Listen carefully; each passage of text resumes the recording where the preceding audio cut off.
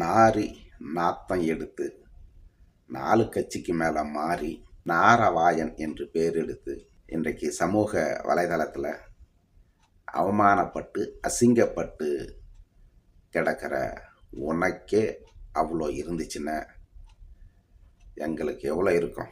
ஒரு யூடியூப் சேனலுக்கு 5000 ரூபாய் கொடுக்குறாங்க, ஒரு கேமரா இருக்குது, மைக் இருக்குது அப்படின்ட்டு நம்ம எதையும் பேசிடலாம் அப்படின்னு நினச்சா இப்படி தான் குடும்பமே அசிங்கப்பட்டு இருக்கணும்.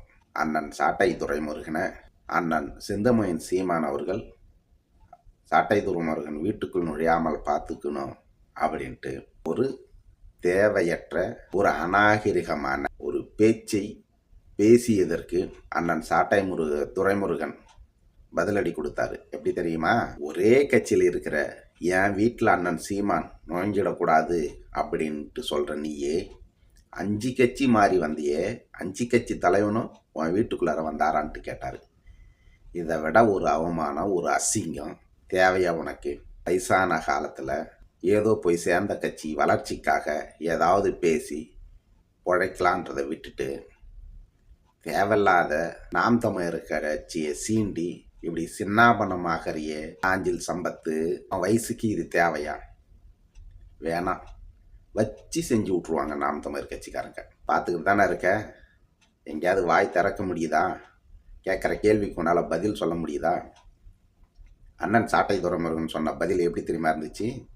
ஒரு செருப்பை வாயில் கவ கொடுத்துட்டு இன்னொரு செருப்பால் அடித்த மாதிரி இருந்துச்சு. நல்ல மனிதனாக இருந்தால் இதுக்கு மேலேயாவது வாய் இருக்குது அப்படின்றதுக்காக அளவுக்கு மீறி அநாகரிகமான பேச்சை பேசுகிறத நிறுத்திட்டு அந்த தவைக்காவில் போய் சேர்ந்தல, அதான் தமிழக வெற்றி கழகம், அந்த கட்சி வளர்ச்சிக்கு உண்டான வேலையை பாரு. நம்மள தெம்பும் கிடையாது, வயசும் கிடையாது. தேவையில்லாத ஏன் நாம் தமிழ் கட்சியினரை சீண்டி அண்ணன் சீமானை, அண்ணன் சாட்டை துரைமுருகனை இவங்களெல்லாம் பொது வெளியில் அநாகரிகமாக பேசி இப்படி எதுக்கு அசிங்கப்பட்டு நிற்கிற? நீ எல்லாம் ஒரு மனிதனா? நீ எல்லாம் உன் முகத்தை காட்டிட்டு வெளியே வந்து பேசுறதுக்கு உனக்கு 0% தகுதி இருக்கா?